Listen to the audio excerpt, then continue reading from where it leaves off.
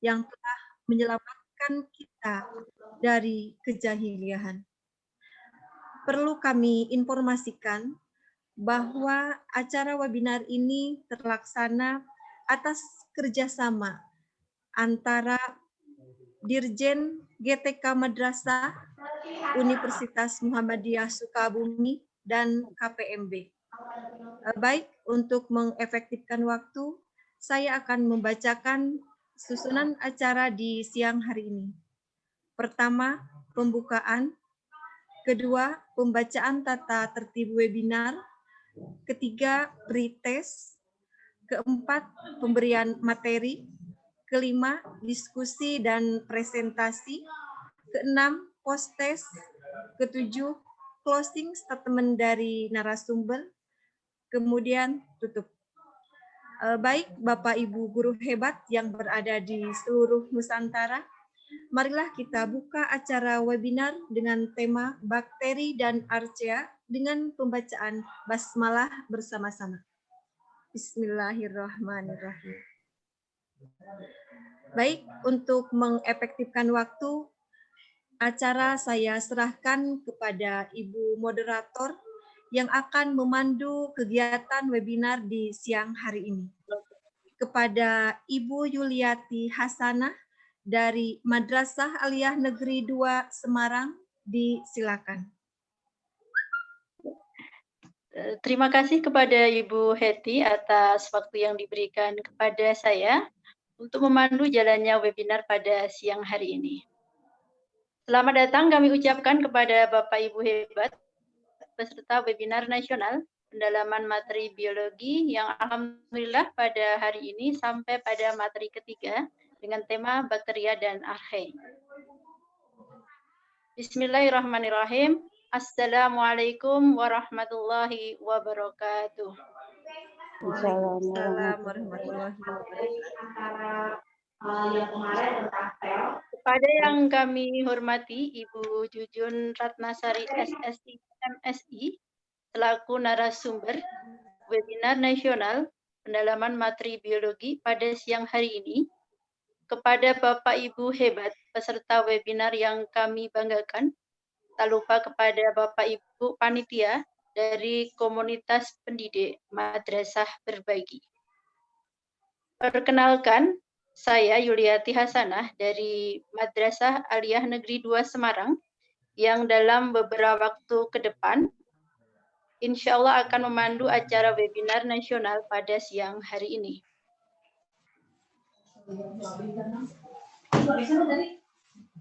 Alhamdulillah, puji syukur marilah kita panjatkan kepada Allah Subhanahu wa taala atas kenikmatan dan karunia yang luar biasa sehingga hari ini Selasa 27 Juli 2021 kita semua dapat hadir dalam acara webinar nasional pendalaman materi biologi pada materi yang ketiga tanpa halangan suatu apapun. Tak lupa salam salawat kita aturkan kepada junjungan kita Nabi Agung Muhammad Sallallahu Alaihi Wasallam yang senantiasa kita harapkan syafaatnya di yaumil akhir. Bapak Ibu peserta webinar nasional yang berbahagia, untuk menyingkat waktu sebelum acara webinar nasional kita mulai, akan kami bacakan tata tertib webinar. Kepada panitia, bisa untuk men-share tatib webinar pada siang hari ini. Berikut tata tertib webinar nasional. Selama acara berlangsung, partisipan dimohon untuk menonaktifkan mikrofon dan kamera, tidak menggunakan fitur chat untuk salam dan sapa, tidak melakukan share screen, peserta wajib mengikuti pretest dan post-test, peserta wajib mengisi daftar hadir. Link daftar hadir akan dibagikan pada saat diskusi. Link daftar hadir bisa dilihat di layar ataupun di fitur chat yang sudah di-share oleh panitia. Pertanyaan hanya dapat diajukan melalui fitur chat yang ditujukan ke akun panelis dengan format nama, spasi, nama sekolah, spasi, pertanyaan. E-sertifikat akan dikirimkan ke email masing-masing peserta. Materi webinar pada siang hari ini dapat diunduh melalui link chat yang sudah di-share oleh panitia atau bisa dilihat di layar.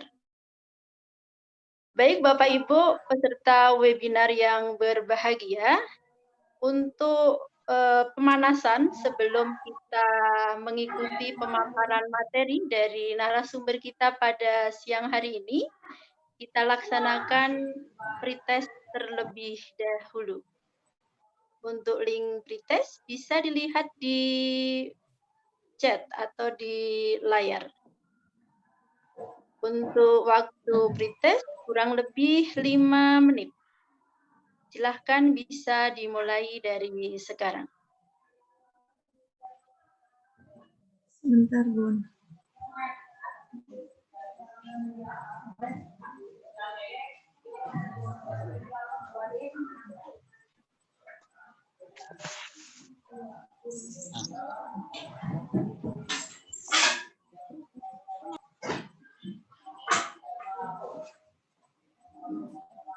Sesuatu.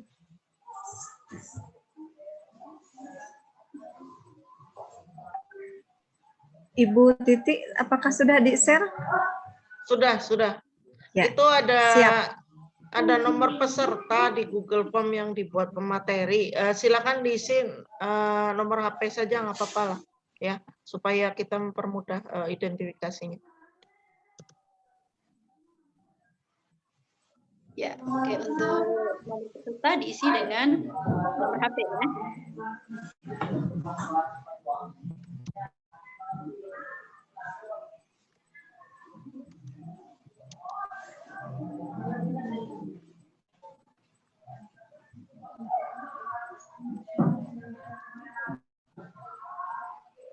WA-nya menyala nggak deh? WA-nya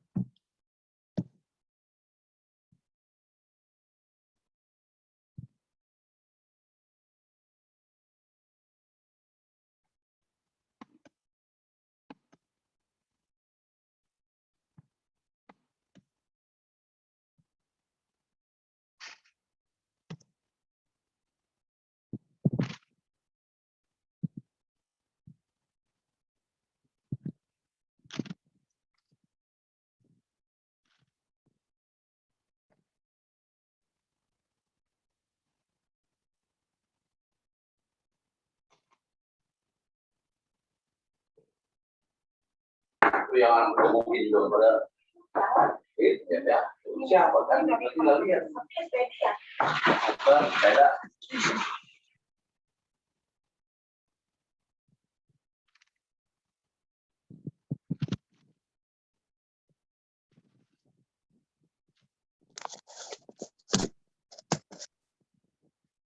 Ya, oke Bapak Ibu, untuk waktu pretest sudah selesai ya. Kita lanjutkan untuk acara inti.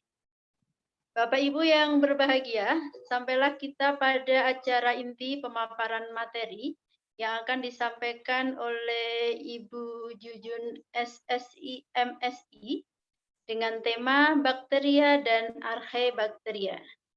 Yang insya Allah untuk pemaparan materi kurang lebih 60 menit ke depan dan dilanjutkan dengan diskusi. Untuk diskusi kurang lebih 30 menit. Bapak Ibu yang berbahagia, peserta webinar nasional pendalaman materi biologi untuk materi yang ketiga, berikut akan kami bacakan kurikulum vitae dari narasumber kita pada webinar nasional siang hari ini. Mohon panitia bisa membantu untuk men-share kurikulum vitae dari pembicara.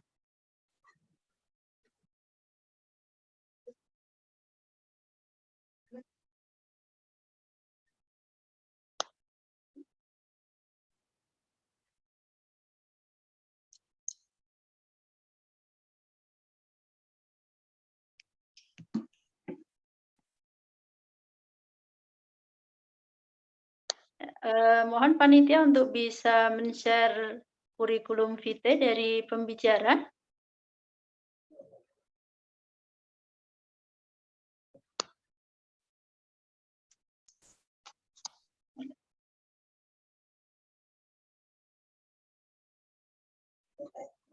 Ya. Bapak Ibu yang berbahagia, peserta webinar nasional pada siang hari ini, kami bacakan kurikulum vitae dari pembicara kita. Beliau adalah Ibu Jujun Ratnasari SSI MSI. Tempat tanggal lahir beliau di Bandung, 9 Desember 1971. Saat ini beliau sebagai staf pengajar di Universitas Muhammadiyah Sukabumi. Riwayat pendidikan beliau S1 di Institut Teknologi Bandung dengan jurusan biologi, S2 beliau di Institut Teknologi Bandung sama dengan jurusan biologi, dan Masya Allah saat ini beliau masih menempuh pendidikan S3-nya ya, sama di Institut Teknologi Bandung dengan jurusan bidang studi biologi. Untuk pelatihan profesional, Masya Allah luar biasa, Bu Jujun, banyak pelatihan-pelatihan yang beliau ikuti.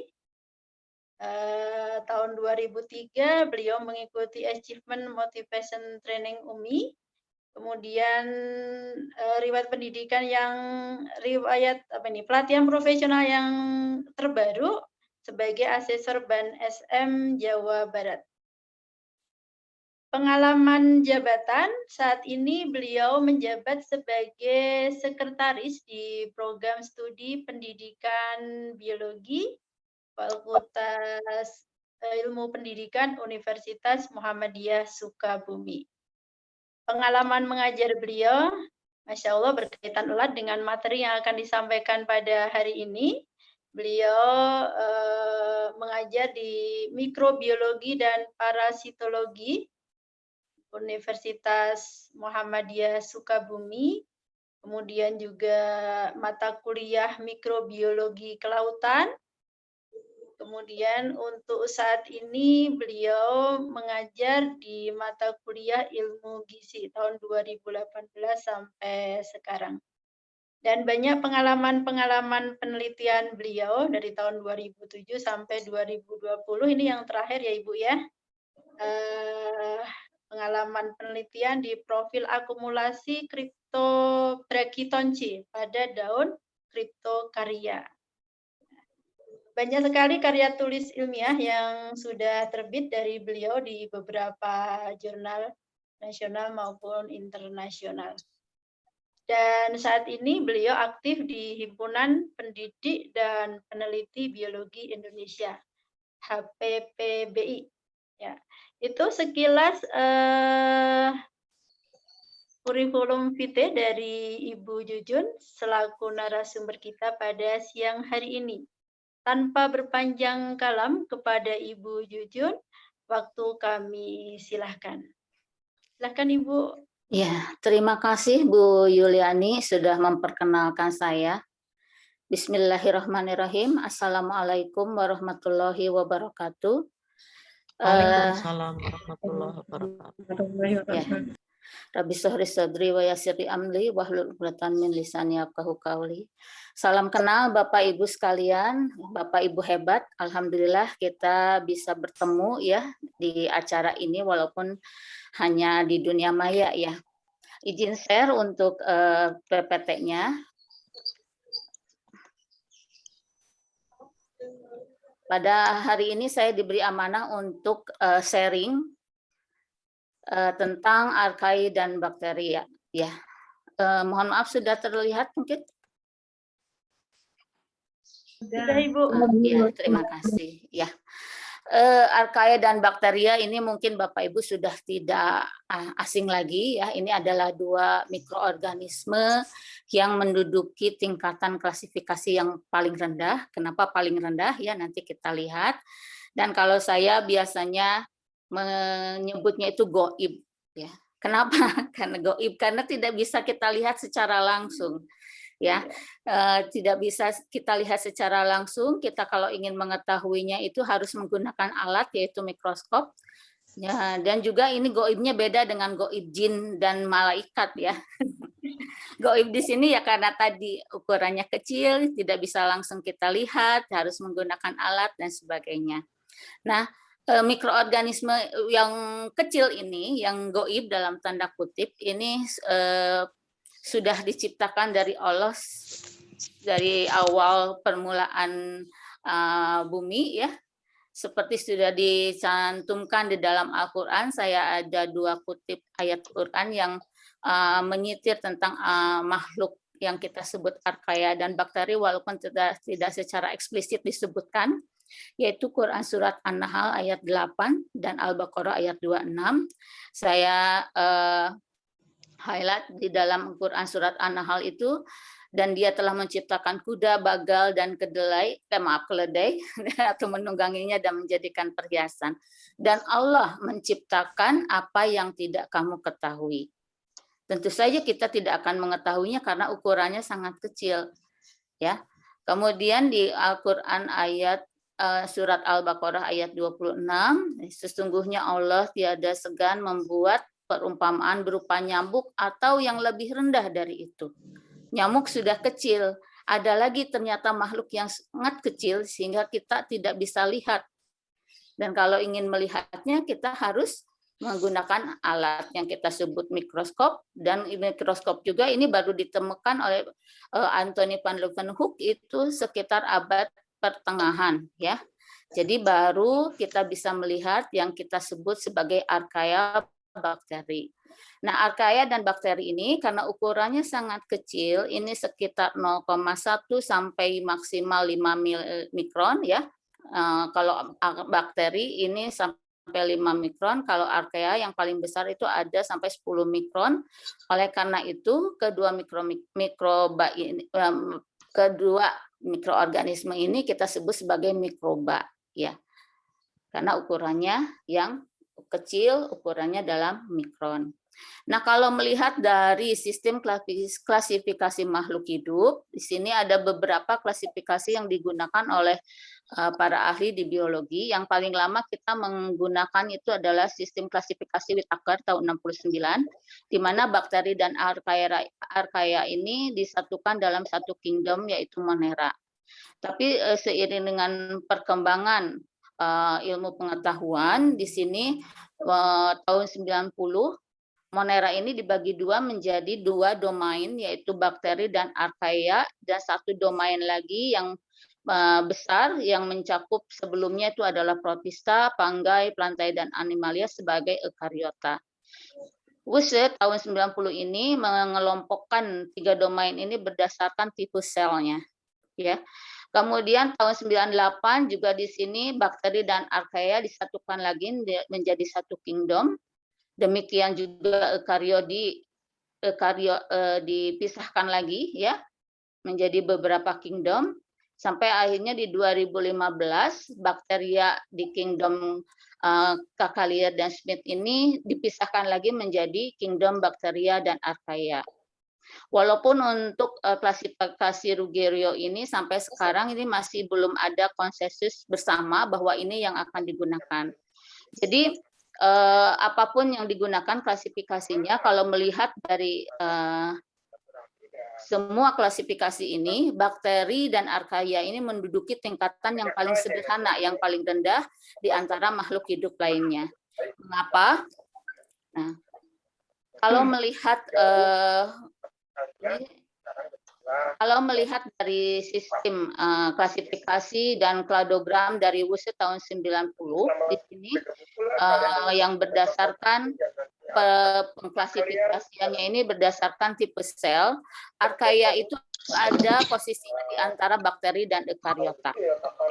Nah, walaupun nanti Anda Bapak Ibu bisa lihat bahwa secara struktur dan morfologi dari kedua mikroorganisme ini hampir sama, tetapi ada satu perbedaan yang menjadikan archaea itu berbeda dari bakteri. Ya, nanti kita lihat di sini pohon filogenik yang menunjukkan hubungan antara domain archaea itu berada di antara bakteri dan eukariota.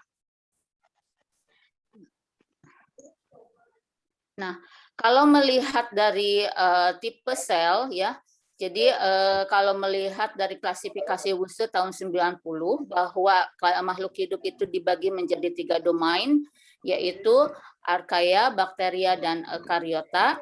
Ini WUSE ini mengelompokkan domain ini berdasarkan tipe sel.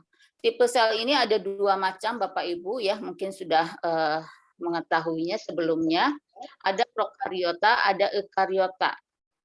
Nah, substansi yang membedakan kedua tipe sel ini ada tidaknya membran dalam sel. Ya, jadi kalau di buku-buku biologi mungkin yang menjadi perbedaan prokariot dan eukariot ini sering disebutkan ada tidaknya inti sel gitu ya. Padahal sebenarnya substansi yang membedakan antara tipe sel prokariota dan eukariota ini adalah ada tidaknya membran sel dalam. Kenapa? Karena membran sel dalam ini nanti yang akan membentuk membran dalam kompartemen di dalam sel yang nanti akan membentuk organel. Jadi konsekuensinya ketika prokariota tidak memiliki membran dalam, ya, dia tidak bisa membentuk kompartemen di dalam selnya sehingga tidak memiliki organel. Ya. Jadi kan organel sebagian besar itu merupakan suatu struktur di dalam sel yang dibatasi oleh membran. Ya. Sedangkan pada eukariota ini memiliki 2 lapis membran sel, ada membran sel luar dan ada membran sel dalam. Nah, membran sel dalamnya ini dia nanti akan membentuk struktur kompartemen di dalam sel yang nantinya akan berkembang menjadi organel. Ya, jadi substansi yang membedakan tipe sel prokariot dengan eukariota itu adalah ada tidaknya membran dalam sel. Prokariota itu tidak memiliki membran dalam sel sehingga otomatis dia tidak mempunyai organel, juga tidak memiliki inti, ya.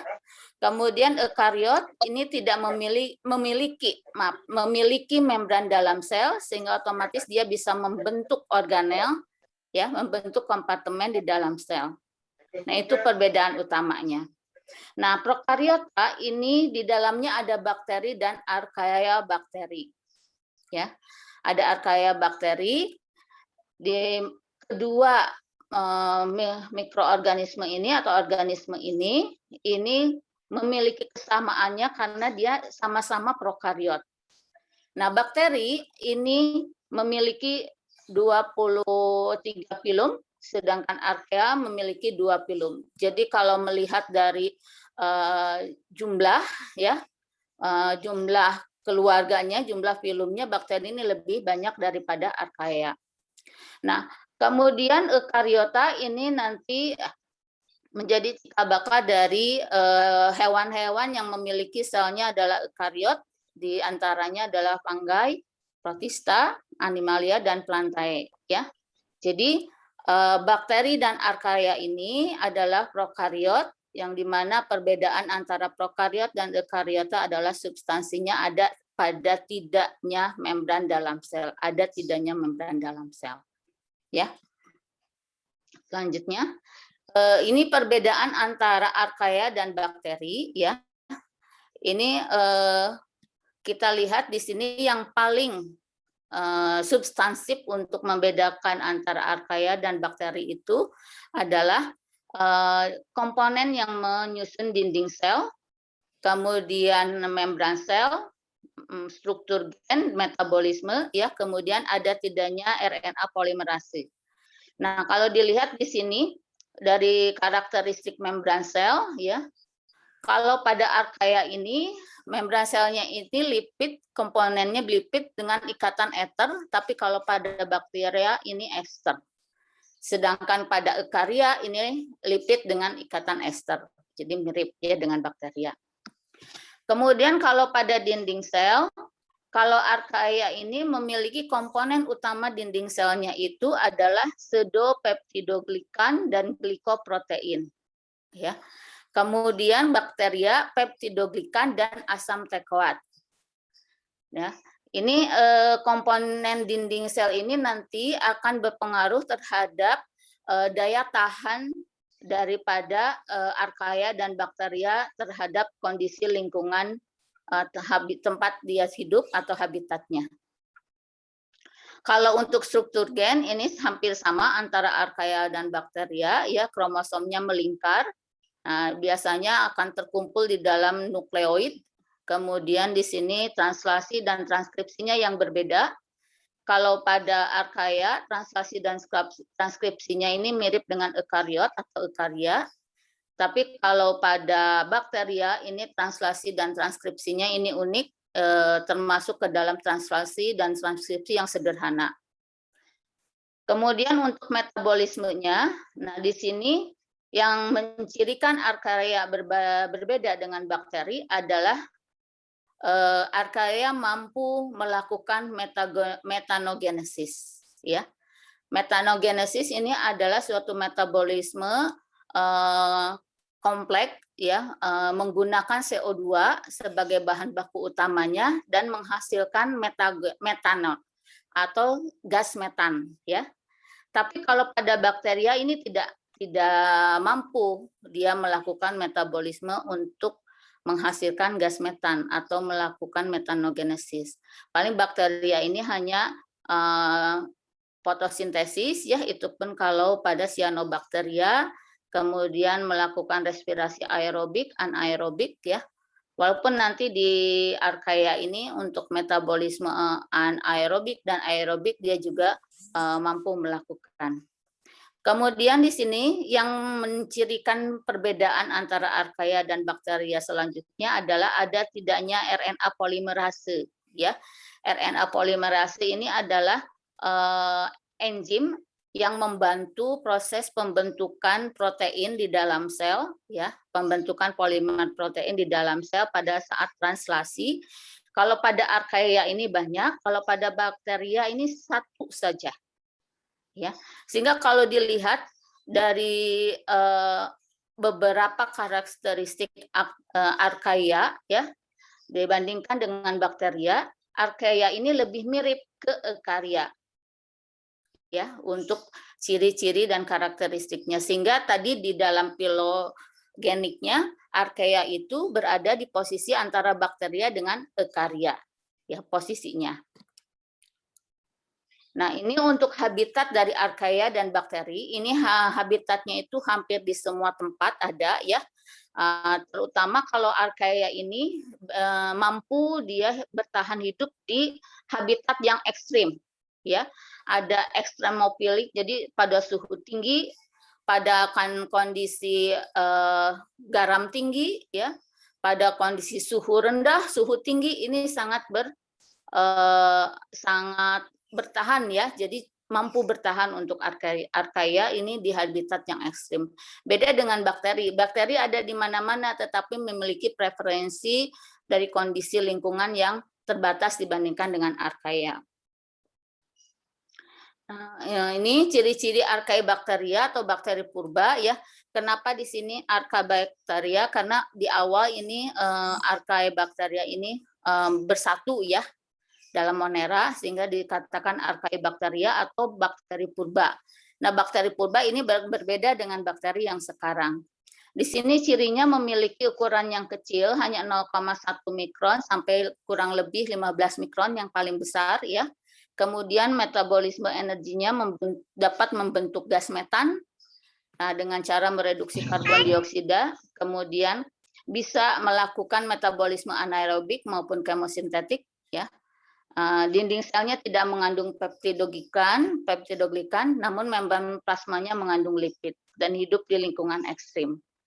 Nah, berdasarkan klasifikasinya untuk Archaea ini, ya tadi di dalam filogenetiknya itu berada di antara bakteria dan eukarya. Di sini Archaebacteria ini dikelompokkan menjadi 2 filum, yaitu Crenarchaeta dan Eukaryota. Ini biasanya Crenarchaeta itu banyak ditemukan di lingkungan perairan, khususnya di laut ya. Dan ini termasuk banyaknya dalam Crenarchaeta ini yang memiliki kondisi ekstrim ya. Jadi bertahan di kondisi ekstrim, hiperthermofilis,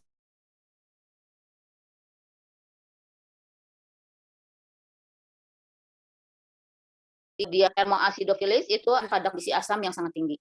Nah, adapun Eukaryota ini merupakan bagian dari Archaea yang sering diteliti dan sebagian besar termasuk ke dalam bakteri yang halofil, artinya menyukai kadar garam yang tinggi, dan metanogenik, artinya mampu menghasilkan gas metan dari hasil metabolismenya. Nah, ini beberapa klasifikasi dari Archaea, ya, domain Archaea.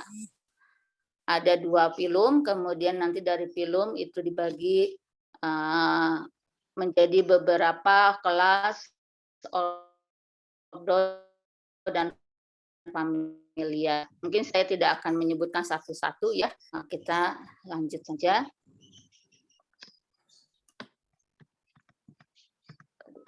Aduh. Maaf ini jadi ini oke. Nah, bagaimana sih bentuk dari Archaea? Nah, bentuk umum Archaea ini sebenarnya tidak berbeda jauh dengan bakteri ya. Nah, tidak berbeda jauh sehingga pada awalnya orang-orang sering keliru bahwa Archaea itu bakteri, padahal sesungguhnya bukan.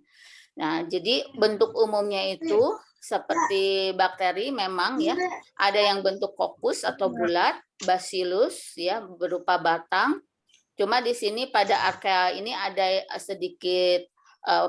sedikit yang unik dibandingkan bakteri, ada yang memiliki bentuk itu kotak gitu ya. Kotak atau bentuknya itu seperti bulat tak beraturan. Ini contohnya adalah Metanosarsina barkeri ya. Nah, ini bentuk umum daripada Archaea. Nah, apa sebenarnya manfaat Archaea ya? Archaea ini biasanya hidup bersimbiosis secara mutualisme dengan beberapa hewan ya, di antaranya hewan ternak, rayap, dan herbivora. Tapi secara ekologi manfaat Archaea ini sangat besar sekali karena Archaea ini berperan sebagai dekomposer tanah atau dekomposer sampah ya. Jadi sampah-sampah yang ada di lingkungan, bahkan sampah-sampah yang ada di usus hewan termasuk usus kita gitu ya. Itu salah satu dekomposernya adalah golongan Archaea. Nah, jadi berperan sangat penting sekali Archaea ini dalam proses penguraian sampah ya secara ekologis.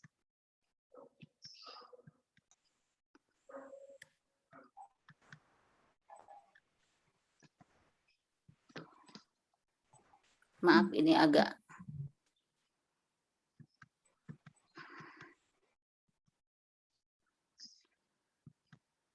aduh macet ini, maaf Bapak Ibu ya.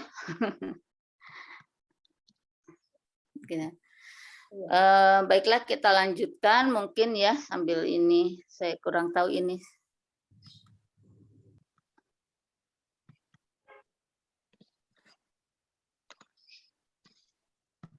Nah, jadi manfaat dari Archaea tadi yang paling utama itu adalah sebagai dekomposer sampah ya.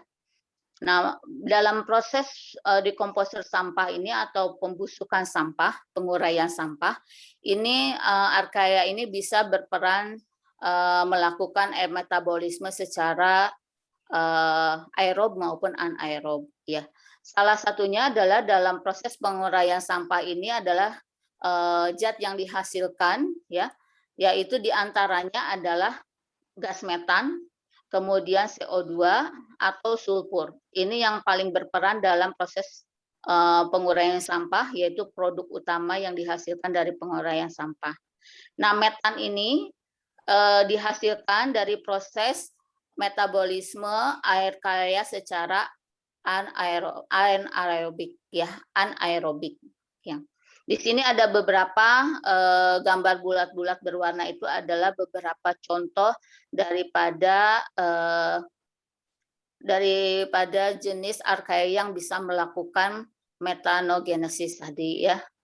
Di sini proses penguraian sampah, ini penguraian CO menjadi CO2 ya. Nah, kemudian di sini ada juga pembentukan asam sulfida dari asam sulfat ya. Jadi dari sampah-sampah tadi kan menghasilkan CO, menghasilkan asam sulfat dan sebagainya, kemudian diuraikan oleh Archaea menghasilkan beberapa senyawa yang dikeluarkan dan ada beberapa di antaranya mungkin berperan dalam kehidupan kita. Contohnya di sini metan, kalau di dalam proses pembentukan energi yang terbarukan dari biofuel, ini metan ini sangat bermanfaat sebagai sumber energi dalam bentuk gas. Ya, tapi kalau tidak dimanfaatkan dan ini terbendung misalnya dalam proses penguraian sampah, ini justru akan berbahaya karena dia bisa meledak gitu ya. Kemudian ada juga beberapa Archaea yang di sini bisa memetabolisme nitrogen secara organik ya. Kalau Anda melihat di sini uraiannya, ini proses nitrifikasi, kemudian proses nitrifikasi yang terjadi di alam, yaitu proses fiksasi N2 dari udara, kemudian dia diikat membentuk nitrit, membentuk nitrat, sampai akhirnya bisa dimanfaatkan oleh tumbuhan. Ternyata ini adalah kelompok Archaea. Kalau dulu mungkin Bapak Ibu mengenalnya yang bisa melakukan nitrifikasi, nitrifikasi ini adalah kelompok bakteri, padahal sesungguhnya adalah kelompok Archaea. Ya. Nah, ini fungsi-fungsi utama atau manfaat utama dari Archaea yang saya sitir dari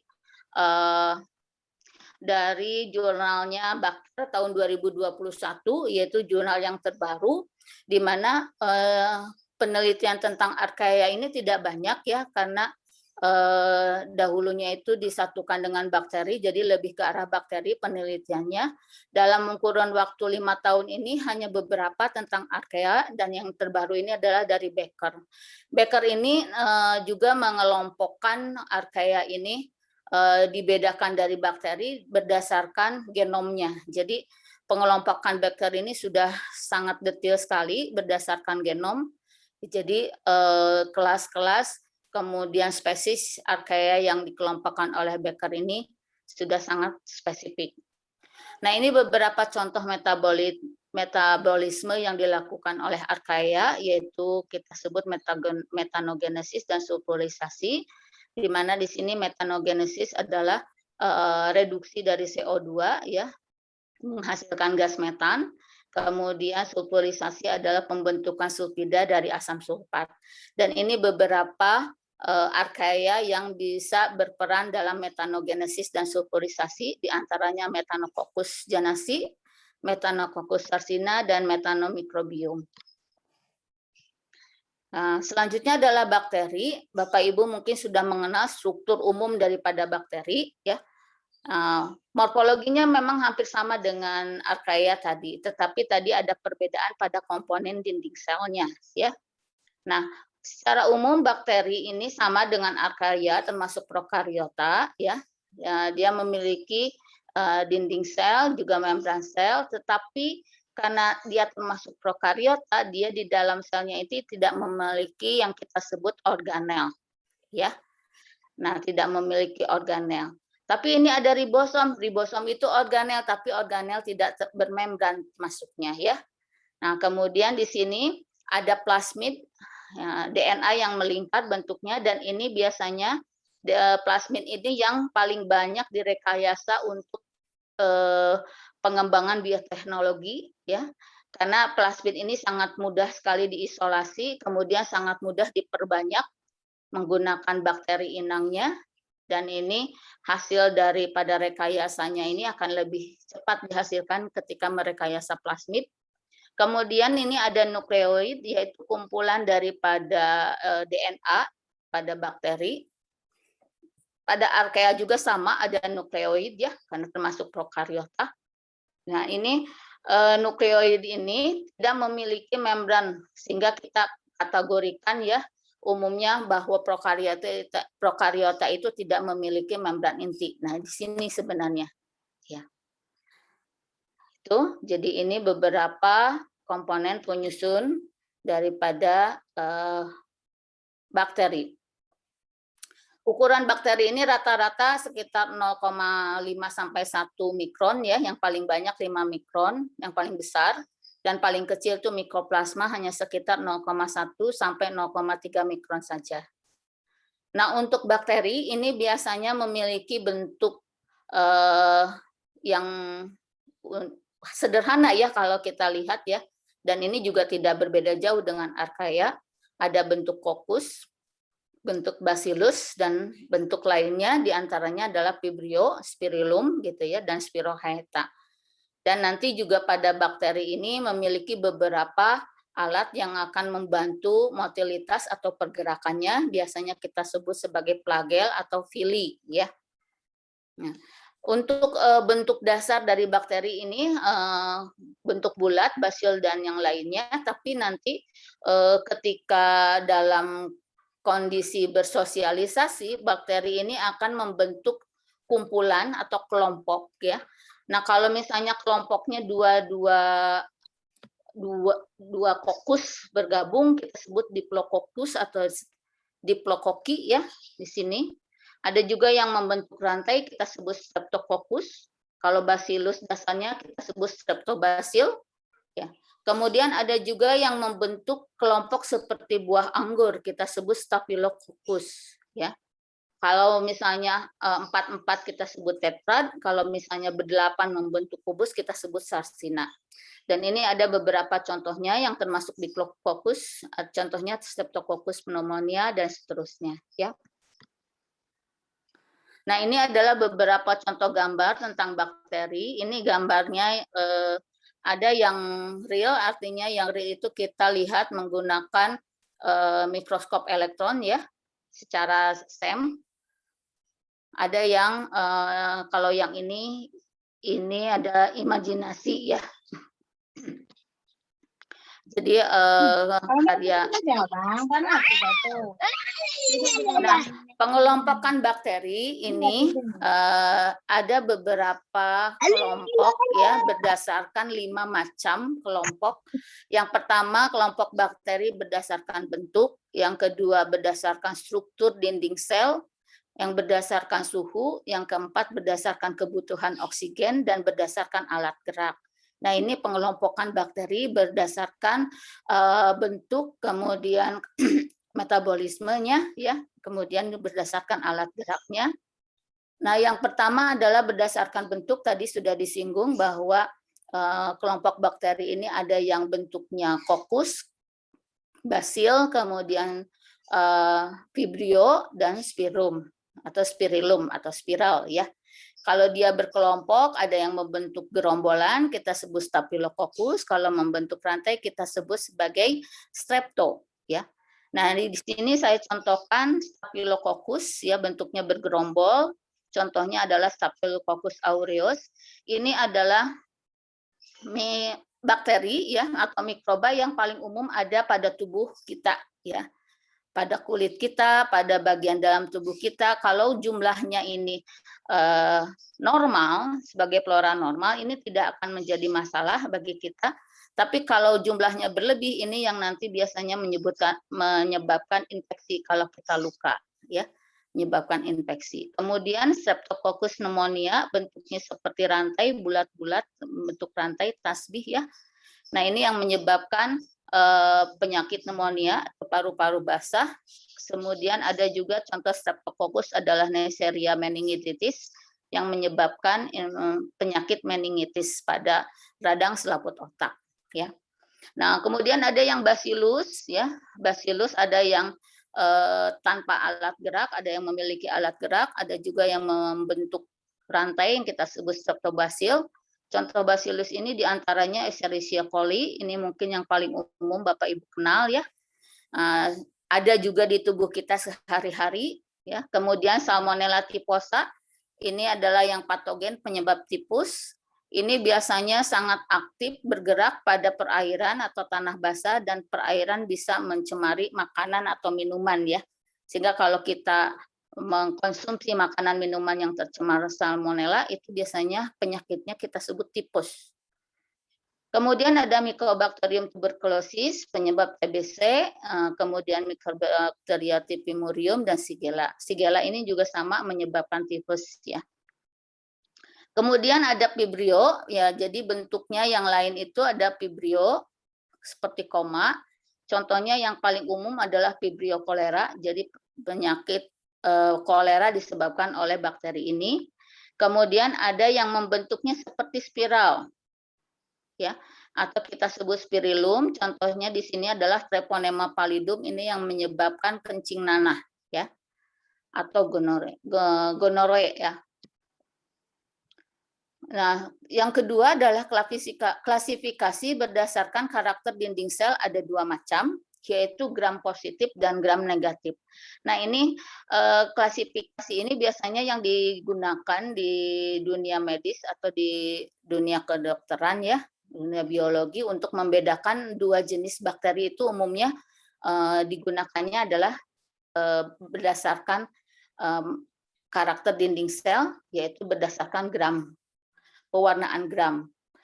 Gram positif ini biasanya komponen peptidoglikan yang ada pada dinding sel ini, dia akan bereaksi, ya, terhadap pewarnaan kristal violet, sehingga ketika diwarnai dengan kristal violet, maka bakteri itu akan terlihat seperti berwarna violet atau ungu, ya. Bisa dilihat ini di gambarnya di bawah ini, seperti gram positif bakteri ini memiliki warna ungu. Tapi kalau yang negatif, gram negatif, jadi karena dindingnya itu tidak banyak mengandung peptidoglikan, ya, maka ketika diberikan warna kristal violet, maka gram negatif ini tidak bereaksi terhadap warna violet, sehingga warna dinding dari bakteri gram negatif ini tidak ungu atau tidak violet, ya, melainkan hanya merah muda saja seperti ini.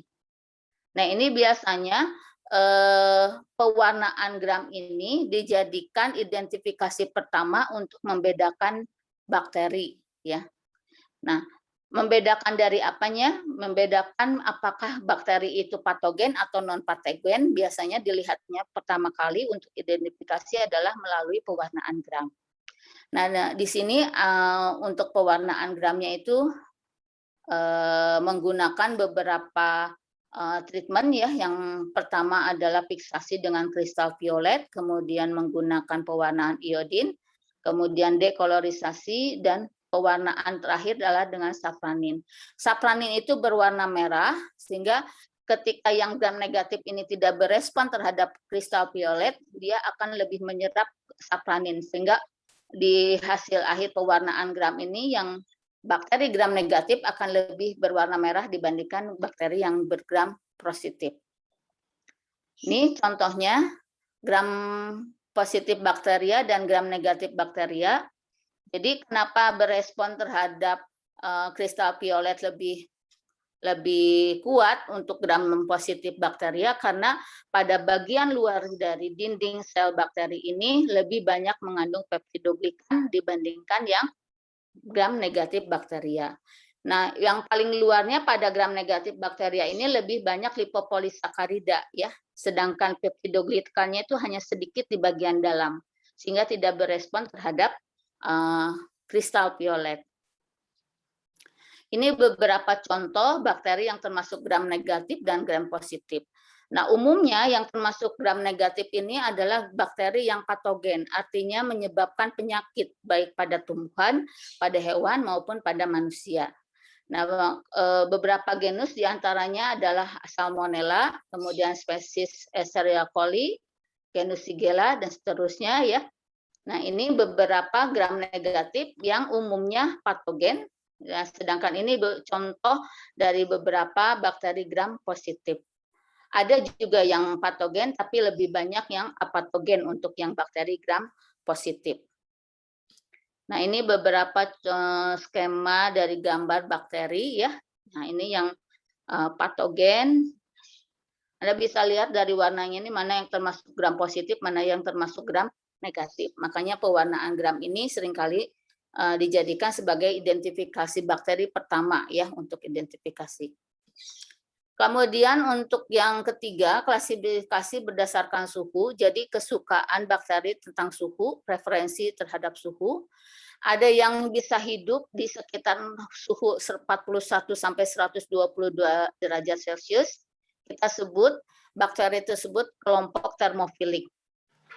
Kemudian yang hanya bisa tumbuh dan berkembang di kisaran suhu 20 sampai 45 kita sebut mesofilik, dan yang bisa berkembang biak bertahan pada suhu 20 sampai 10 derajat Celcius kita sebut sikrofilik. Dan ini beberapa contoh bakteri yang termasuk termofilik, mesofilik, dan sikrofilik. Nah, adapun berdasarkan kebutuhan oksigen ya, di sini yang paling umum Bapak Ibu ketahui adalah bakteri aerobik dan anaerobik gitu ya. Nah, padahal sebenarnya di antara aerobik dan anaerobik ini ada beberapa pencilannya atau sub ya di sini. Kalau yang anaerobik ini nanti ada kita kenal anaerobik obligat, kemudian anaerobik aerotoleran, dan anaerobik fakultatif. Ya. Kalau aerobik itu hanya satu, yaitu ketika bakteri ini hanya bisa bermetabolisme, hanya bisa tumbuh dan berkembang kalau ada oksigen. Ya, contohnya adalah bakteri nitrogen, diantaranya Nitrosomonas, Nitrosococcus, dan Nitrosobacter. Nah, ini beberapa contoh klasifikasi bakteri berdasarkan kebutuhan oksigen, ada aerob dan anaerob. Nah, di sini contohnya aerob yang gram positif, gram negatif itu apa saja ya, Bapak Ibu bisa lihat. Nah, yang keempat ini berdasarkan alat geraknya. Nah, kalau berdasarkan alat geraknya di sini, alat gerak ini berperan dalam bakteri ini sebagai alat yang membantu untuk motilitas atau mobilitas bakteri. Semakin banyak alat geraknya berupa flagella atau silia, maka bakteri itu akan lebih cepat mobilisasinya di dalam substrat tempat dia hidup. Nah, yang pertama itu tipe monotrik, artinya hanya memiliki satu alat gerak saja, biasanya berupa flagel. Contohnya di sini Pseudomonas aeruginosa ya. Kemudian lopotrik, jadi pada ujung dari bakteri hanya ada satu, di bagian ujung berkumpul lebih dari satu flagelnya. Kemudian amfitrik, jadi ada di dua ujung dari bakteri yang memiliki lebih dari satu flagel. Ada peritrik. Nah, peritrik ini adalah di seluruh permukaan bakterinya itu memiliki flagel atau pili yang banyak. Contohnya ini Salmonella, Shigella dan Salmonella ini seperti ini. Sehingga bisa dibayangkan oleh Bapak Ibu dengan banyaknya flagel dan pili pada Salmonella dan Shigella itu akan mudah sekali mobilisasinya ya. Cepat sekali di sini. Bisa berpindah dari satu substrat ke substrat lain dengan cepat gitu. Kemudian yang terakhir yang tidak memiliki flagel sama sekali yaitu kita sebut atrik. Ya. Jadi contohnya di sini adalah Escherichia coli ya atau Streptococcus, Staphylococcus itu tidak memiliki flagel sehingga otomatis di sini mobilisasinya lebih rendah dibandingkan dengan bakteri-bakteri yang memiliki flagel atau villi atau alat gerak lainnya. Nah, bagaimana cara berkembang biak dari bakteri ya? Nah, tadi kalau Archaea dengan bakteri ada perbedaan dalam perkembangbiakannya. Kalau Archaea ini hanya berkembang biak secara amitosis saja.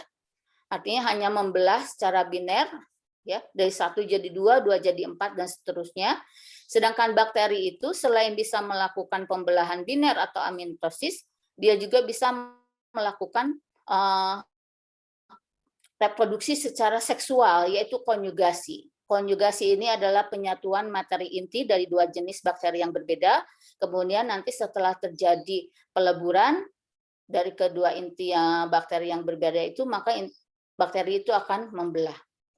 Nah, pada bakteri juga ada keistimewaan dibandingkan dengan Archaea.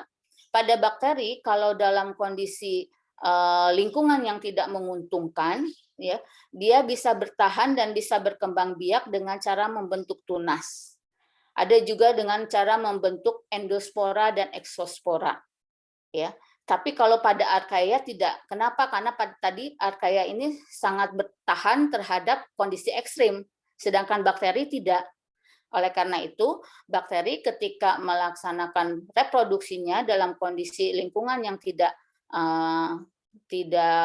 kondusif ya, tidak sesuai dengan kondisi yang dibutuhkan oleh bakteri, maka dia bisa melakukan pembentukan tunas, endospora ataupun exospora. Nah, ini adalah pembelahan biner atau amitosis yang umum dilakukan oleh Archaea dan bakteri ketika melakukan perkembangbiakan. Ya. Nah, ini tadi yang saya sampaikan bahwa dalam kondisi yang ekstrim, bakteri itu bisa mempertahankan diri, ya, bisa berkembang biak dengan cara membentuk spora.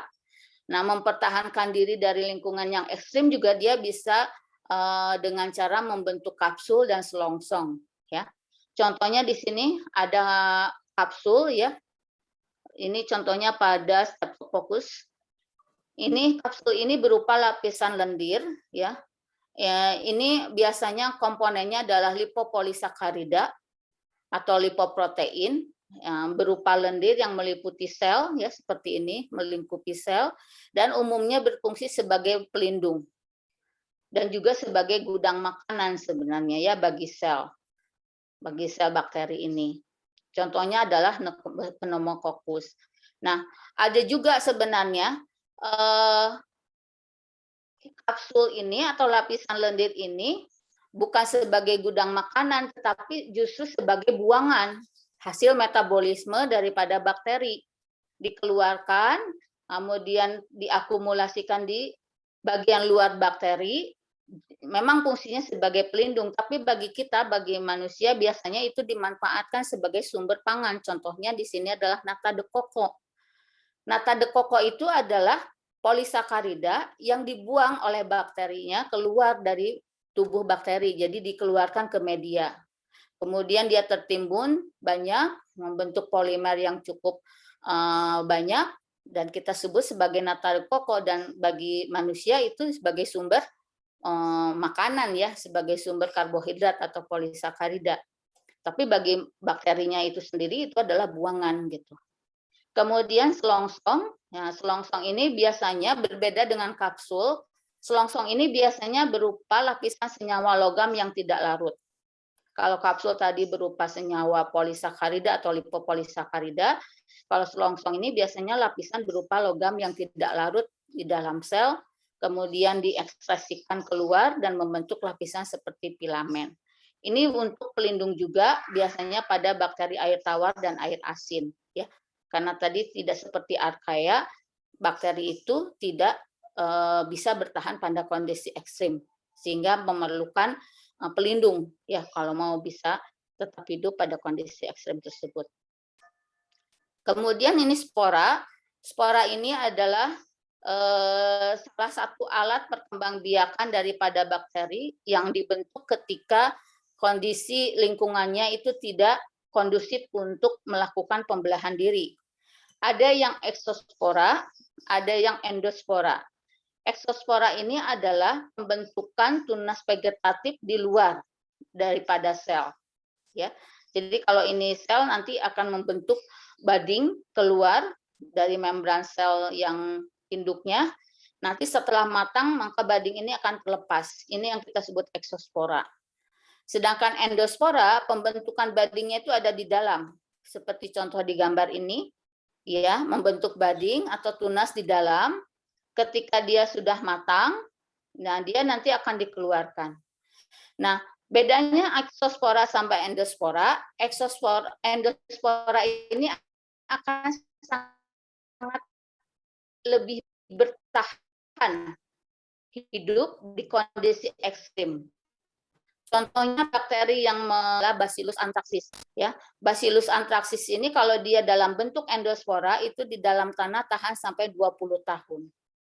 Makanya ketika kemarin di Bogor ya, kalau tidak salah itu sekitar tahun 80-90-an ada pandemi tentang antraks, itu rutin karena 20 tahun sebelumnya juga terjadi pandemi antraks karena memang di dalam tanah di wilayah tersebut memang terkenal memiliki deposit endospora daripada Bacillus anthracis. Ya, jadi lebih bertahan endospora ini dibandingkan eksospora. Nah, untuk bakteri peranannya di dalam kehidupan kita ini banyak sekali ya. Tapi biasanya peranan bakteri ini dikelompokkan menjadi dua kelompok besar, yaitu bakteri yang apatogen atau non patogen, ada juga yang patogen ya. Jadi ada dua kelompok besar. Nah, kalau yang apatogen ini tidak menyebabkan penyakit baik pada hewan, tumbuhan maupun manusia. Sedangkan yang patogen itu sebaliknya. Ini bisa menyebabkan penyakit baik pada hewan, tumbuhan maupun pada manusia. Nah, biasanya bakteri patogen ini memiliki tingkat virulensi yang berbeda. Kemudian cara menginfeksi ke dalam tubuh hewan lainnya itu juga memiliki ciri khas masing-masing ya. Infeksi itu adalah maksudnya mikroorganisme, dalam hal ini bakteri, ke dalam tubuh inang atau host face. Kemudian di sini juga setiap bakteri ini memiliki lethal dosis. Nah, lethal dosis ini biasanya dicari oleh peneliti untuk bisa memberikan obat untuk membunuh organisme. Ini berdasarkan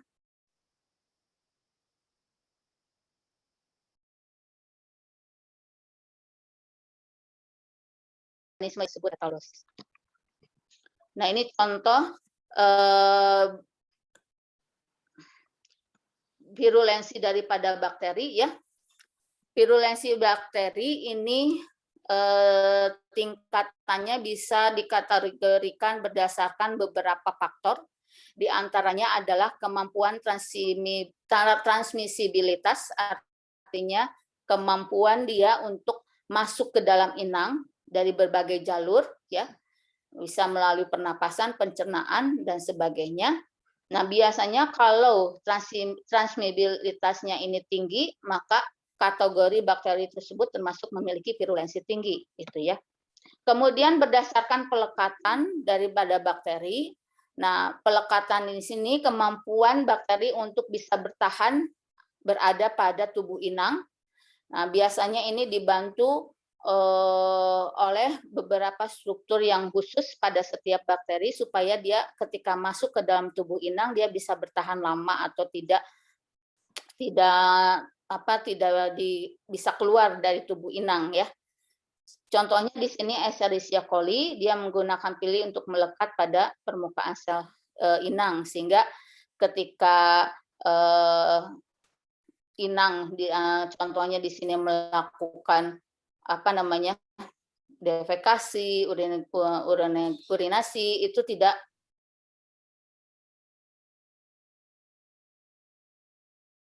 virulensi bakteri ini bisa disebabkan oleh adanya kemampuan invasif, yaitu kemampuan menyerang ke dalam sel inang. Biasanya didukung oleh beberapa enzim yang dimiliki oleh bakteri ya untuk mendegradasi sel-sel yang ada pada tubuh inang. Kemudian adanya toksin. Nah, jadi biasanya patogenitas bakteri dan virulensi bakteri ini yang paling utama faktornya adalah toksin bakteri. Jadi bakteri yang menghasilkan racun. Nah, racun ini biasanya yang menyebabkan sakit pada tubuh inang, ya. Nah, ini beberapa bakteri yang memproduksi toksin atau racun ini dibagi menjadi dua, yaitu endotoksin dan eksotoksin. Eksotoksin itu protein yang disekresikan oleh bakteri gram positif dan negatif. Sedangkan endotoksin ini dihasilkan oleh bakteri tapi tidak disekresikan, ya, hanya didepositkan di dalam dinding sel. Jadi ini 4 faktor yang menyebabkan virulensi bakteri terhadap tubuh inang, ya, pada bakteri yang patogen.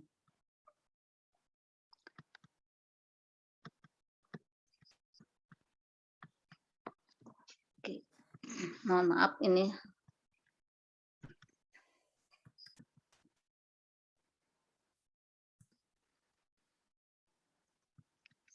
Ya, Bapak Ibu, untuk bakteri ini kita selain yang patogen ada juga bakteri yang apatogen, artinya tidak menyebabkan sakit pada tubuh.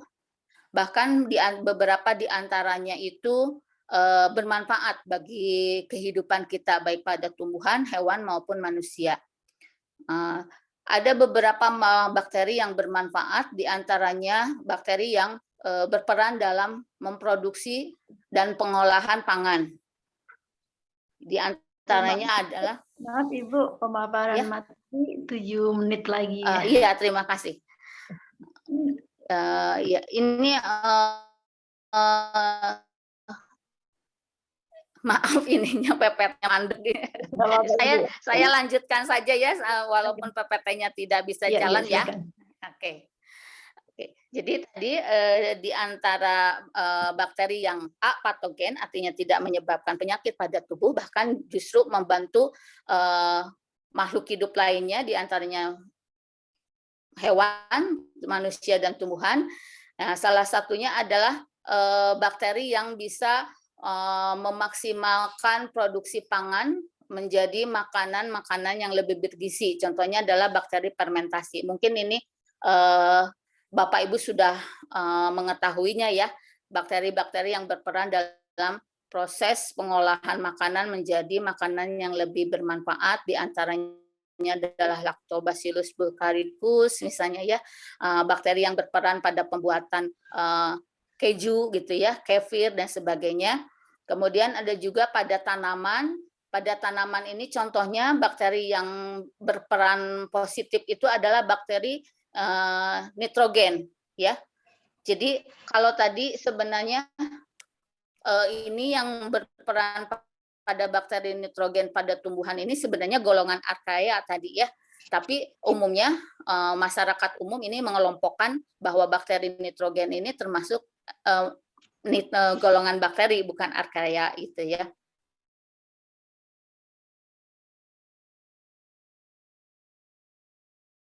Yang bermanfaat untuk mendekomposer sampah yang ada dalam usus hewan, juga manusia, diantaranya adalah Escherichia coli gitu ya.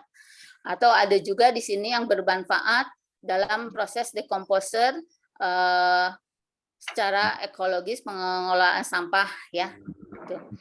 Jadi sayang sekali di sini saya tidak bisa mencontohkan beberapa contoh bakteri yang apatogen di sini ya, dengan yang patogen karena ininya bermasalah. Ya. Mungkin itu saja yang bisa saya sampaikan. Mohon maaf apabila banyak kesalahan. Itu semata-mata dari saya. Saya kembalikan lagi kepada Ibu Yuli. Silakan Ibu Yuli.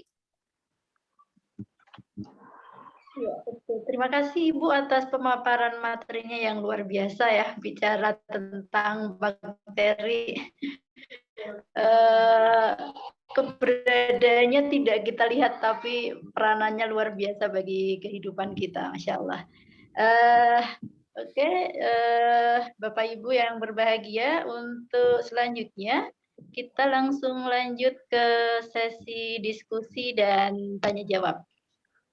Mohon izin Ibu, saya bacakan satu pertanyaan dulu. Ini masalah sudah banyak pertanyaan yang muncul, Iya. ya, yang sudah ditulis para peserta webinar di fitur chat. Iya, baik Bu. Saya bacakan satu dulu ya Ibu ya. Ya, silakan. Oke.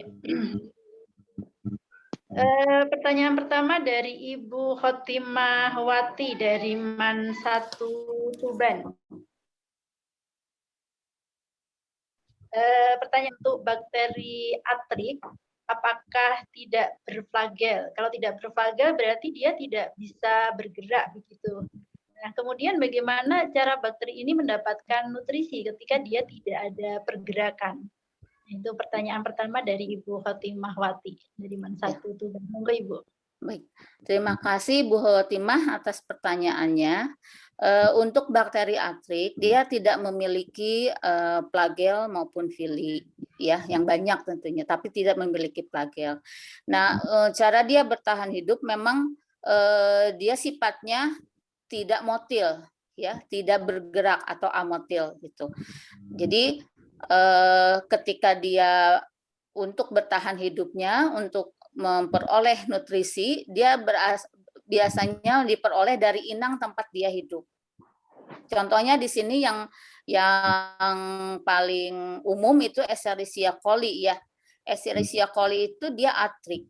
Dia bisa bertahan hidup itu di dalam usus manusia maupun hewan karena dia memperoleh nutrisi itu dari lingkungan sekitar yang berada di dalam tubuh inangnya.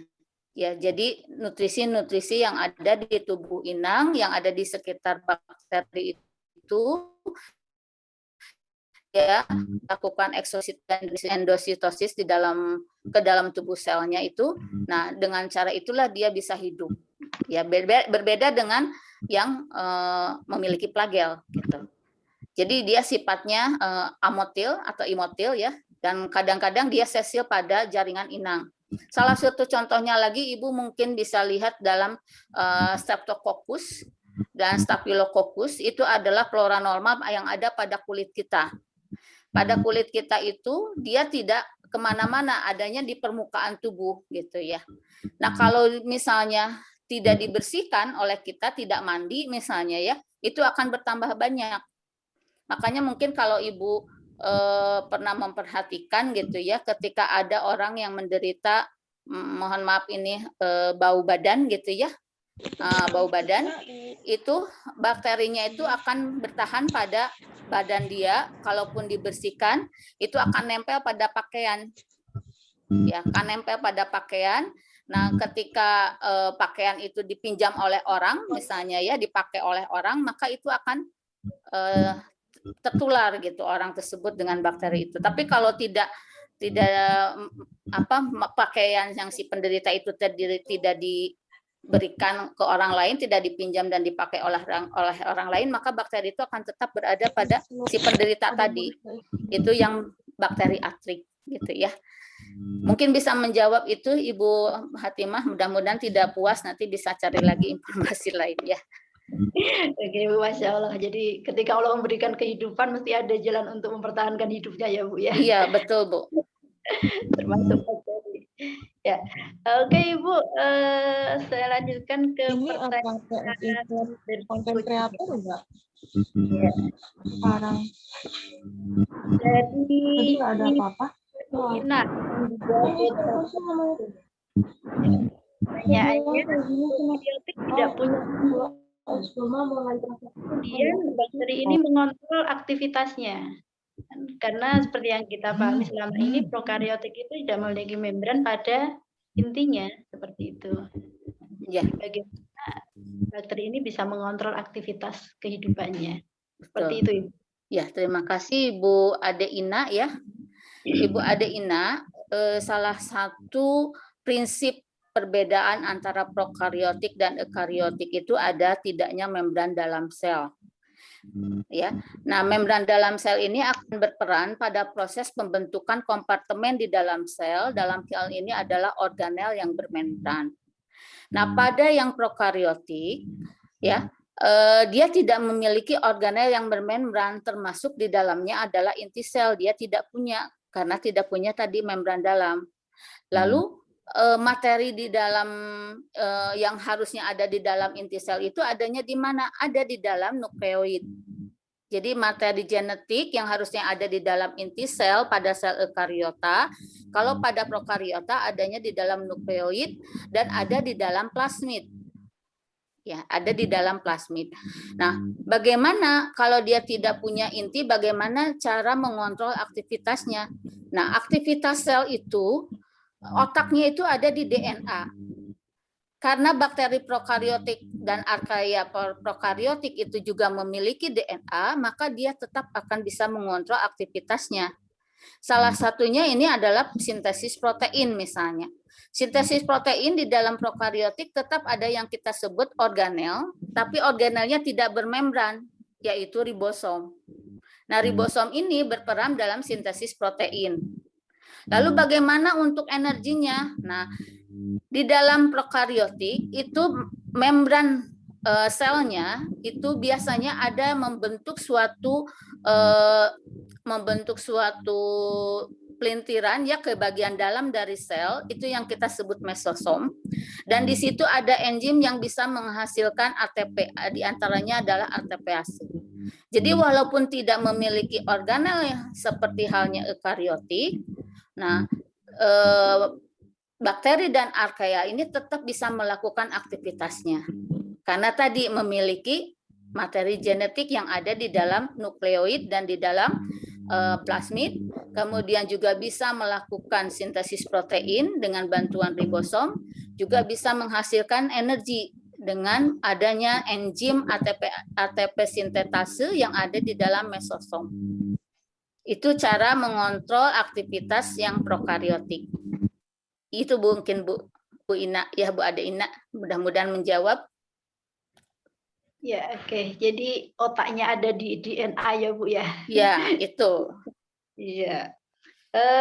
Oke Ibu, saya lanjutkan untuk pertanyaan berikutnya dari Ibu Belian Resta dari MA Al-Istianah Pati. Pertanyaannya, pada kondisi lingkungan yang tidak menguntungkan seperti apa saja, bakteri dapat membentuk endospor, selongsong dan kapsul. Ya, baik, Dan Bu. pembentukannya itu secara berurutan atau bagaimana Bu alurnya? Alur pembentukan tadi untuk membentuk diri. Ya. Baik, baik. Baik, untuk Ibu mungkin ya, Ibu Belian Resta. Pembentukan selongsong, kapsul sama spora itu setiap spesies bakteri itu berbeda, Ibu.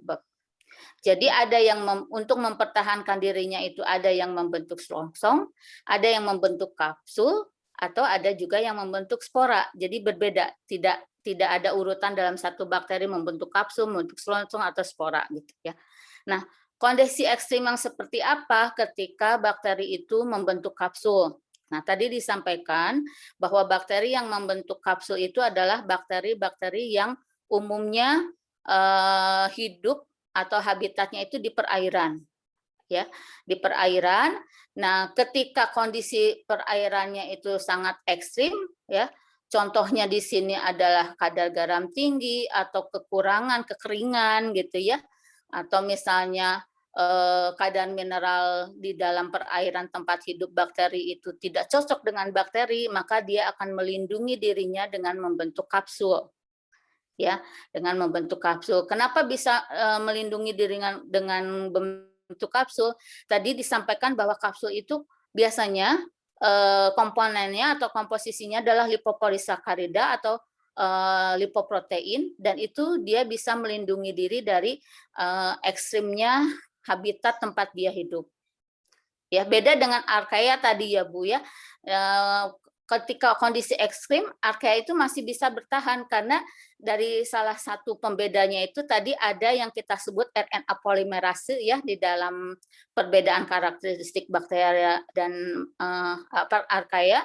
Nah, kalau pada archaea itu RNA polimerasenya banyak sehingga dia untuk mengcounter dari ekstrimnya lingkungan tempat dia hidup, dia masih bisa bertahan. Beda dengan bakteri. Bakteri itu RNA polimerasenya hanya satu. Jadi ketika kondisi ekstrim, dia tidak bisa bertahan. Nah, salah satu upaya supaya dia bisa bertahan apa? Yaitu tadi membentuk kapsul, membentuk selongsong, gitu ya. Atau kalau ingin berkembang biak pada kondisi ekstrim, tadi membentuk spora, baik endospora maupun eksospora. Ya. Jadi, pembentukan selongsong, kapsul, dan spora ini itu berbeda-beda setiap jenis bakterinya ya Ibu ya, tidak berurutan gitu. Itu mungkin ya yang bisa saya jawab Ibu Belian.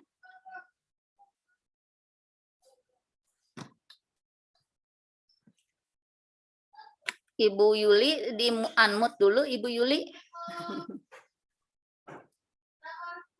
Mungkin kita kasih kesempatan yang raise hand dulu ya Bun.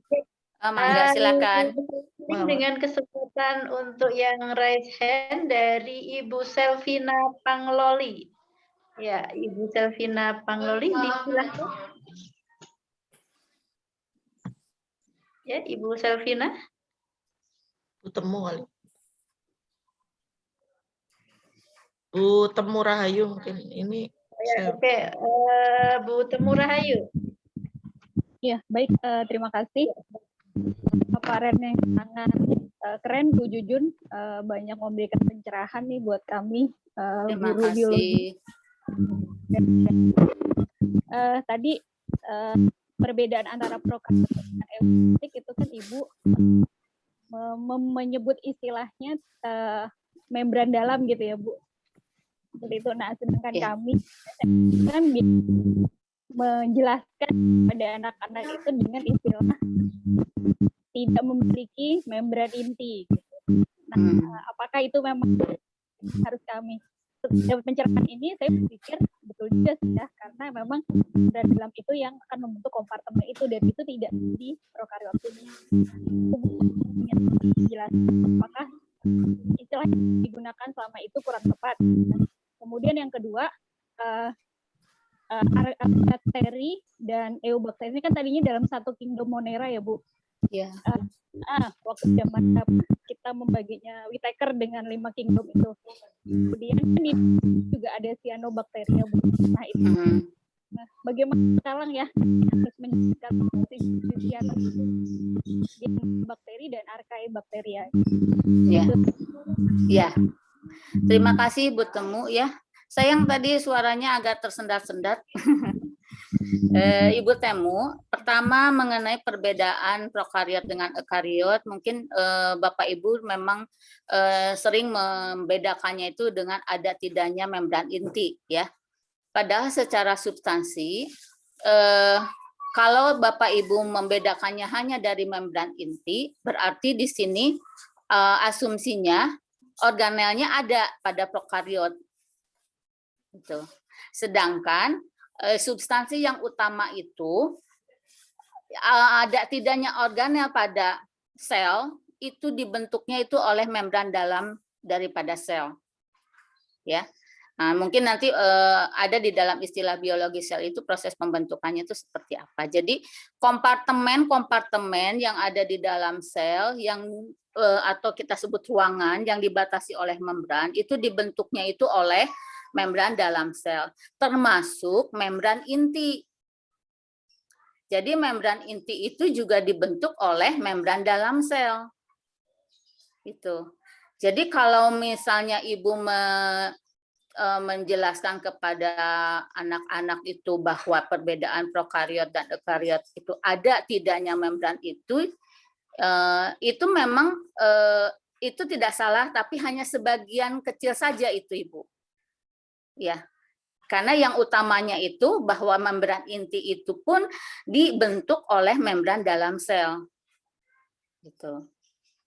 Ya, jadi bahkan ada mungkin Bapak Ibu guru yang membedakan prokariot dengan ekariot itu dengan ada tidaknya inti, gitu ya. Nah, ada tidaknya inti. Itu juga tidak salah, tapi hanya sebagian kecil saja. Yang paling utama secara substansi itu yang membedakan antara prokariot dan ekariot itu adalah ada tidaknya membran dalam. Kenapa? Karena dari membran dalam itulah nanti akan dibentuk kompartemen-kompartemen di dalam sel yang kita sebut organel bermembran. Ya. Nah, kenapa ini menjadi masalah menjadi substansi utama dalam pembeda prokariotik dan eukariotik itu? Nah, tadi Ibu di dalam bakteri dan di dalam archaea itu Ibu masih melihat adanya organel yang kita sebut ribosom. Tapi ribosom itu tidak bermembran, Ibu. Jadi kalau tidak bermembran itu tetap ada di dalam prokariot maupun eukariot. Tapi kalau untuk organel yang bermembran itu harus ada pembentukannya itu dari membran dalam. Begitu mungkin Ibu ya. Jadi tidak salah Ibu, tapi hanya itu yang disebutkan Ibu itu hanya sebagian kecil saja. Ada tidaknya membran itu tuh hanya sebagian kecil saja, tapi yang utamanya adalah pembedanya itu adalah ada tidaknya membran dalam. Kemudian yang kedua tentang Monera. Memang klasifikasi Whittaker ini yang paling lama ya dianut oleh para ahli biologis, dan di sana archaea dan bakteri itu disatukan dalam kelompok atau kingdom Monera. Nah, di sini ada cyanobacteria. Cyanobacteria ini kalau melihat dari strukturnya, kemudian dari kalau strukturnya itu sama ya, hampir mirip antara bakteri dengan archaea. Tapi kita melihatnya dari metabolismenya. Metabolismenya, karena tadi cyanobacteria ini tidak bisa melakukan metanogenesis, tapi dia bisa melakukan fotosintesis, dia dikelompokkan ke dalam bakteri. Adapun ada istilah archaebacteria, itu sebenarnya tuh istilah dari archaea yang kuno ya, archaea kuno gitu ya, artinya awal pembentukan dari archaea atau cikal bakal archaea itu archaebakteri itu. Jadi istilahnya itu archaebakteri dengan archaea itu sama saja sebenarnya Ibu ya. Tapi sekarang dengan yang dirujuk oleh saya itu di Becker tahun 2021 untuk pencirian archaea dan bakteria ini ya, untuk pengelompokannya itu sudah sangat lebih canggih Ibu. Jadi berdasarkan genom, jumlah genom. Jadi tidak hanya metabolisme saja, tapi berdasarkan jumlah genom. Nah, untuk genom antara archaea dan bakteria ini, genomnya itu yang paling banyak itu adalah bakteri Ibu, dibandingkan dengan archaea itu. Ya, jadi itu mungkin Ibu, mudah-mudahan bisa menjawab Ibu Temu ya. Baik, terima kasih penjelasannya.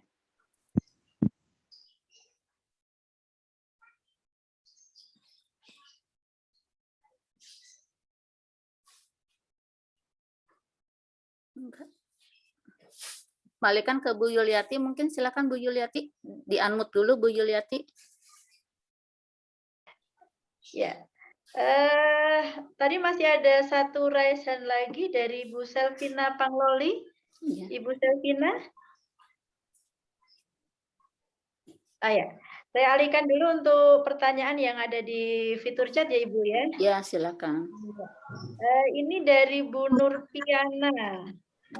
Begini Bu, barangkali Ibu ada solusi praktikum sederhana begitu untuk membuat sediaan di sekolah yang anti gagal supaya mudah diamati oleh anak-anak. Iya, betul ya. Itu mungkin jadi salah satu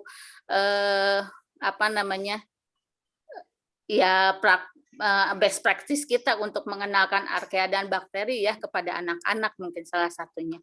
Ya, Ibu mungkin untuk Ibu Nurfiana, untuk ke anak-anak mungkin bisa ini dijadikan sebagai learning berbasis project ya, discovery learning gitu. Nah, cara mengisolasi mikroba dari alam. Gampang aja sebenarnya Ibu ya. Pertama mungkin yang paling banyak dilakukan itu pembuatan yogurt gitu ya. Ibu Bapak mungkin pernah melakukan pembuatan yoghurt. Ini untuk membuktikan adanya proses respirasi anaerob yang dilakukan oleh bakteri. Juga di sini untuk membuktikan adanya perubahan produk pangan dari yang produk primer menjadi produk sekunder ya. Ini juga ada beberapa capaian atau kompetensi yang bisa dicapai. Pertama tadi membuat yogurt, atau yang paling mudah lagi mungkin untuk membuat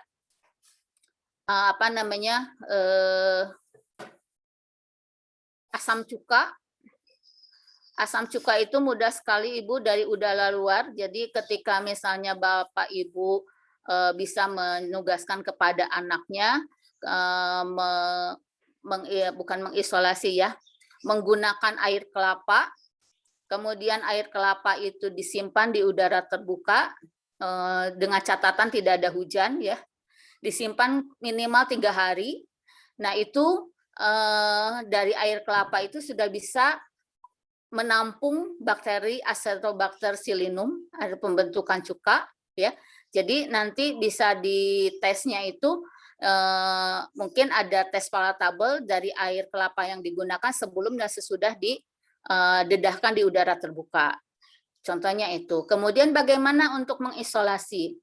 Nah, untuk mengisolasi ini biasanya di lab mikrobiologi kita kan biasanya menggunakan medianya itu media sudah jadi ya untuk bakteri ini. Nah, bagaimana kalau Bapak Ibu misalnya tidak punya media yang sudah jadi? Bapak Ibu bisa saja membuat media dengan menggunakan air kaldu, atau misalnya dengan ada kita menyebutnya PDA ya, potato dextroagar, itu dari ekstrak kentang ya, ekstrak kentang, kemudian diberikan agar-agar supaya bisa lebih padat. Nah, itu ketika sudah terbentuk media, tentunya media ini harus disterilisasikan dulu ya Ibu ya, Bapak.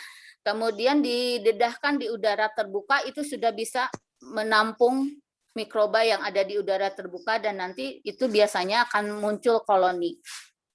Ya, akan muncul koloni. Sebenarnya untuk isolasi itu mudah sekali sebenarnya ya, karena bakteri kan ada di sekitar kita banyak sekali gitu ya, di udara, di tanah, bahkan di tubuh kita juga banyak gitu kan.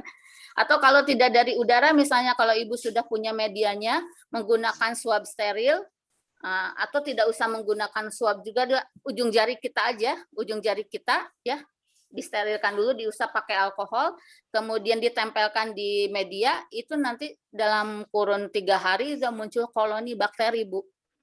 Jadi jangan sampai Ibu menganggap bahwa kalau tangan kita sudah disabunin misalnya ya, sudah dialkoholin gitu ya, dibersihkan, itu bebas bakteri, itu tidak Ibu ya. Pasti masih tetap ada bakterinya gitu. Itu gampang sekali untuk mengisolasi. Itu salah satunya mungkin Ibu Nurfiana ya. Oke Ibu. Tapi kadang-kadang kita mencoba aja gagal ya Bu ya. Iya, mungkin gagalnya itu karena kontaminasi Ibu. Walaupun kita mau isolasi dari udara terbuka ya, atau misal isolasi dari dari tubuh kita, itu tetap medianya itu harus steril. Kemudian diinkubasi juga harus secara steril. Nah, ini biasanya gagalnya itu karena tadi banyak kontaminasi. Kontaminasi itu bisa saja dari jamur, dari bakteri lain gitu, yang patogen dan sebagainya. Itu biasanya penyebab kegagalannya, Bu. Atau mungkin kegagalan yang lain bisa disebabkan oleh kondisi medianya, apakah pH-nya tidak cocok, suhunya tidak cocok, itu bisa seperti itu. Oke. Iya. Tapi memang untuk penyediaan media, kalau untuk itu cukup ini ya Bu ya, kita harus memperhatikan pH kayak gitu. Betul. Pertama komposisi nutriennya Ibu ya, kemudian pH, kemudian sterilisasi jangan lupa, kemudian juga di sini yang perlu diperhatikan itu pada saat proses inkubasi, itu yang menentukan. Itu. Nah, untuk misalnya ibu tidak punya media jadi, tadi bisa membuat sendiri sebenarnya. Cuma yang tadi yang faktor-faktor yang harus diperhatikannya itu harus betul-betul diperhatikan gitu. Iya, Ibu. Sebelum lanjut ke pertanyaan berikutnya, ini masih ada cukup banyak waktu dan masih banyak pertanyaan juga. Bagi Bapak Ibu peserta webinar yang belum absen bisa mengisi link daftar hadir dulu. Saya lanjutkan ke pertanyaan selanjutnya, Ibu ya. Silakan. Dari Ibu Silva Sofiwatul Jamil, ya, MTS Miftahul Huda Sukabumi. Pertanyaannya begini, Bu. Untuk bakteri gram positif dan gram negatif tadi dijelaskan digunakan dalam bidang kedokteran. Tapi ternyata keduanya itu mampu mengeluarkan toksin. Dari kedua bakteri tersebut, dari manfaat atau kekurangannya apa, Bu? Dan secara fungsi lebih bagus yang gram negatif atau yang gram positif? Seperti itu. Iya, baik untuk Ibu Silva. Pewarnaan gram ini adalah pewarnaan gram umum yang digunakan untuk pertama kali mengidentifikasi bakteri. Ya, nah bakteri gram positif dan negatif. Dua-duanya ada yang patogen, ada yang non patogen. Tapi sebagian besar yang gram positif itu yang apatogen. Sehingga kenapa di dunia medis ini digunakan sebagai identifikasi awal? Karena ketika ada isolat bakteri kemudian ternyata dia gram positif misalnya ya, nah itu bisa diindikasikan dalam tanda kutip diindikasikan itu apatogen. Walaupun tetap harus berhati-hati, apalagi kalau isolat itu berasal dari orang yang sakit atau hewan yang sakit misalnya ya. Pertama. Yang kedua, mana yang lebih baik? Sebenarnya kalau dari patogenitasnya itu gram positif dan negatif itu tidak ada yang lebih baik kalau dia memang patogen ya gitu. Tapi kalau dari sisi tadi faktor virulensi dari bakteri, ini bakteri gram positif itu lebih banyak virulen. Jadi virulensinya lebih sedikit dibandingkan bakteri yang gram negatif. Makanya itu dijadikan identifikasi pertama di dunia medis atau di dunia kedokteran itu seperti itu. Itu mungkin bisa menjawab Ibu Silva ya? Iya, Ibu Silva. Jadi yang tadi yang paling banyak digunakan di kedokteran yang bakteri gram? Tergantung Ibu, kalau mau menyelidiki atau melakukan penelitian tentang patogenitas itu lebih banyak menggunakan yang bakteri gram negatif gitu. Kalau ingin melakukan penelitiannya di yang apatogen itu lebih banyak yang gram positif, walaupun tidak menjamin bahwa gram positif juga ada yang patogen atau yang ada yang apatogen dan patogen gitu ya. Oke Ibu. Saya izin untuk melanjutkan pertanyaan berikutnya. Dari Ibu Nina Riana. Ini ada 2 pertanyaan. Pertanyaan yang pertama, apa peranan bakteri dalam tubuh rayap? Peran bakteri dalam tubuh rayap. Kemudian yang kedua, bakteri E. coli apakah sudah ada dalam kandungan seorang manusia, Ibu? Ya. Oke, terima kasih Ibu siapa? Ibu Nina ya? Ibu Nina. Ibu Nina yang pertama peranan bakteri dalam rayap ya, dalam tubuh rayap itu rayap itu kan biasanya makanannya konsumsinya itu kayu ya. Kayu, kemudian di sini mengandung banyak lignin, serat, dan selulosa dan sebagainya. Nah, peranan bakteri di dalam tubuh rayap ini adalah membantu mencernakan makanan rayap tadi yang banyak mengandung serat, lignin, kemudian selulosa dan sebagainya dengan cara apa? Dengan cara menghasilkan enzim selulase. Itu. Jadi peranan bakteri di dalam tubuh rayap itu adalah membantu mencernakan makanan yang dimakan oleh rayap. Sama halnya ketika misalnya pada sapi ya Bu, pada sapi itu kan makanannya rumput dan sebagainya yang notabene itu masih banyak komponennya itu mengandung selulosa, lignin dan sebagainya yang dalam kondisi biasa itu tidak bisa dicernakan. Tetapi di dalam pencernaan sapi di situ ada bakteri renin ya, ada bakteri yang menghasilkan renin di mana renin ini akan membantu pencernaan daripada makanan yang dikonsumsi sapi, diantaranya mencernakan selulosa. Tapi kalau pada tubuh manusia tidak ada bakteri yang membantu pencernaan dengan menghasilkan selulase, sehingga kalaupun kita makan sayuran yang banyak mengandung serat, banyak selulosanya, tetap aja akan keluarnya itu fesesnya itu berupa selulase gitu ya, karena tubuh kita tidak ada. Tapi pada rayap, pada hewan ternak yang memamah biak itu diberikan kelebihan oleh Allah bahwa dalam pencernaannya itu diberikan enzim selulase yang dihasilkan oleh mikroba yang ada dalam pencernaan itu untuk membantu sistem pencernaannya.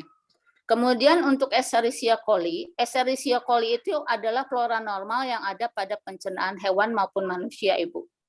Jadi kalau misalnya pada ibu yang sedang mengandung misalnya ya, dalam kandungan maksudnya gitu ya Bu ya, dalam kandungan itu sudah ada karena itu flora normal. Kalau tidak ada E. coli itu pencernaan kita itu tidak ada yang bantu untuk proses pembusukannya gitu Bu. Dan salah satu kan E. coli itu disebut sebagai simbiosis mutualisme di dalam sistem pencernaan hewan dan manusia karena salah satunya itu E. coli itu menghasilkan yang kita sebut vitamin K. Vitamin K ini perlu untuk proses proses pembekuan darah, Bu. Itu salah satunya dihasilkan oleh E. coli di dalam saluran pencernaan kita. Nah, itu E. coli itu sudah ada sejak dalam kandungan itu. Ya Bu ya. Mudah-mudahan bisa menjawab Ibu Nina ya. Iya. Oke Bu, masih ada berapa menit ini? Ya, insya Allah satu pertanyaan cukup Ibu. Ya, mangga silakan. Terakhir insya Allah ini Bu. Ini tadi saya juga mau nanya ini sebenarnya sudah ada yang mewakili dari Ibu Fitri Wahyuni dari MA Fauzaniah Garut. Iya. Begini Bu, kenapa kalau minum antibiotik itu harus habis, tidak boleh setengah-setengah? Iya. Iya. Itu mungkin untuk Ibu Fitri ya, kenapa antibiotik itu harus habis, tidak boleh setengah gitu. Nah, antibiotik itu adalah salah satu obat yang digunakan untuk menekan populasi bakteri. Nah, dosisnya itu ada yang hanya untuk menekan populasi, ada yang untuk istilahnya itu mematikan bakteri. Itu antibiotik. Antibiotik hanya untuk bakteri, tidak untuk jamur. Jangan salah ya, kadang-kadang ada yang kena jamur tapi minum antibiotik gitu. Tidak Ibu ya. Jadi kenapa harus habis? Karena tadi dosis itu biasanya dokter memberikan dosis itu adalah untuk mematikan bakteri yang ada di dalam tubuh yang sudah terinfeksi di dalam tubuh. Nah, ketika hanya setengahnya atau tidak habis, maka bakteri itu hanya tertekan saja populasinya, Ibu, tapi tetap masih ada. Nah, ketika populasi bakteri yang masih ada itu bertahan, ya, dia bisa menghasilkan daya resistensi terhadap obat antibiotik tersebut. Sehingga ketika ada antibiotik yang digunakan kembali, maka bakteri itu sudah tahan, Ibu. Namanya resistensi. Ya. Jadi sekali lagi, dosis yang diberikan untuk antibiotik itu kenapa harus habis? Karena biasanya dosis yang diberikan itu untuk mematikan, bukan menekan populasi. Kalau tidak habis, populasi bakterinya hanya tertekan, tapi dia tetap hidup. Ketika dia tetap hidup, dia akan tubuh bakterinya itu akan menghasilkan resistensi terhadap antibiotik tersebut. Jadi kalau Ibu mengkonsumsi antibiotik itu kembali, maka si bakterinya sudah kebal gitu. Ya, sudah kebal, Bu. kebal. Nanti gampang sakit lagi ya Bu ya. Betul. Iya, betul, Bu. Satu pertanyaan lagi Bu. Ya, monggo silakan. Ini bakteri Mycobacterium tuberculosis Mhm, mempunyai kapsula atau selaput lilin. Nah, mhm. apakah kondisi ini yang menyebabkan pengobatan TBC itu butuh waktu yang lama gitu, minimal 6 bulan gitu. Suruh minum obat terus tiap hari anaknya, kasihan Ya, banget. memang betul Ibu ya. Mycobacterium tuberculosis ini dia mempunyai sistem pertahanan dirinya itu dengan membentuk selaput tadi ya, kapsul gitu ya. Nah, kapsul ini kan tadi komposisinya lipopolisakarida, lipoprotein dan sebagainya. Nah, ini akan menghalangi penetrasi dari obat yang diberikan untuk masuk ke dalam bakteri. Salah satu barrier dari penetrasi obat yang diberikan untuk mematikan bakteri itu ada di dalam kapsul tadi. Oleh karena itu, ketika pengobatan TBC itu cukup lama ya, minimal 6 bulan dengan dosis yang sudah tertentu selama 6 bulan, tidak boleh terjeda, tidak boleh lupa. Kalau lupa harus diulang lagi. Ya. Tadi ya supaya kenapa harus diulang lagi supaya tadi resistensi daripada si bakterinya itu tidak muncul gitu. Harus diulang lagi. Nah, kenapa lama kayak gitu ya? Itu pertanyaannya, kenapa lama pengobatannya? Iya, karena tadi bakterinya itu dia mempertahankan diri dari serangan obat ya dengan membentuk kapsul. Nah, kapsul ini yang menghalangi penetrasi obat untuk masuk ke dalam bakteri. Sehingga harus pelan-pelan gitu. Itu mungkin ya Bu ya. Iya. Mudah-mudahan bisa menjawab. Tapi kasihan ya anaknya ya Bu ya. Betul Bu, betul. Dan itu obat yang TBC itu tidak boleh lewat Bu. Iya. Tapi ada salah satu ininya Bu, salah satu triknya itu ketika TBC penderita TBC itu kan diberikan obat terus-menerus ya. Itu kalau misalnya daya tahan tubuhnya tidak kuat itu bisa komplikasi dengan yang lain. Nah, ada triknya itu ketika lagi pengobatan TBC kita maksimalkan daya tahan tubuh kita dengan gizi yang bagus, Bu. Gitu ya Bu ya. Ya, dengan gizi yang bagus, dengan gizi ini bisa meningkatkan sistem imun tubuh kita. Jadi selain si bakterinya itu digempur oleh obat, nah dari tubuh kita juga kita menghasilkan antibodi, kemudian menghasilkan sistem imun untuk menyerang bakteri. Jadi dari luar dan dari dalam gitu, Bu. Oke Ibu, ada pertahanan dari luar dan ada pertahanan dari Dalam. Ya, Betul, biar Bu. pengajarannya lebih maksimal. Oke Ibu, insya Allah untuk sesi jawab diskusi waktunya sudah cukup pas jam 14.50. Kita lanjutkan untuk sesi selanjutnya yaitu post test ya. Mereview kembali materi yang sudah disampaikan oleh Ibu Zuzun. Bapak Ibu peserta webinar silakan untuk melakukan post test. Link post test sudah tampil di layar maupun di fitur chat yang sudah di-share oleh panitia. Ya, 5 menit untuk mengerjakan post test. Silakan.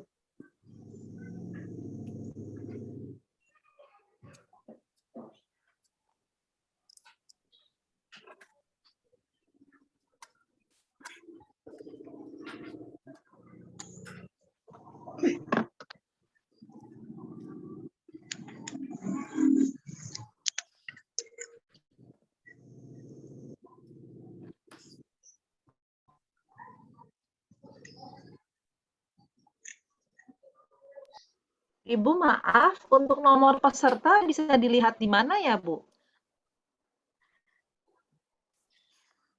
Nomor peserta itu mungkin kesalahan saya, jadi Ibu isi aja dengan HP mungkin ya Bu ya. Oh iya, baik, terima kasih Ibu.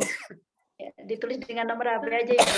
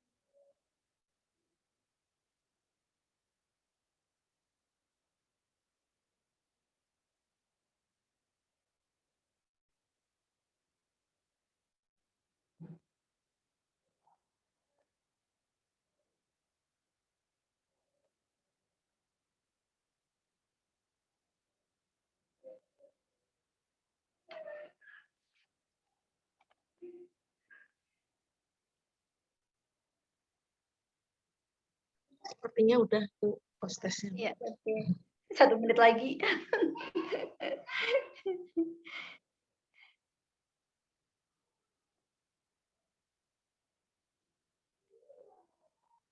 Ya, oke Bapak Ibu peserta webinar yang berbahagia, untuk waktu post-test sudah selesai. Alhamdulillah rangkaian acara webinar dari pretest, pemaparan materi, post-test semuanya sudah terlaksana dengan lancar. Sebelum webinar kita tutup, kepada Ibu Jujun kami persilakan untuk menyampaikan closing statement. Monggo Ibu. Terima kasih Bu Yuliati. Bapak Ibu, demikian mungkin tentang materi arkaria dan bakteria ini.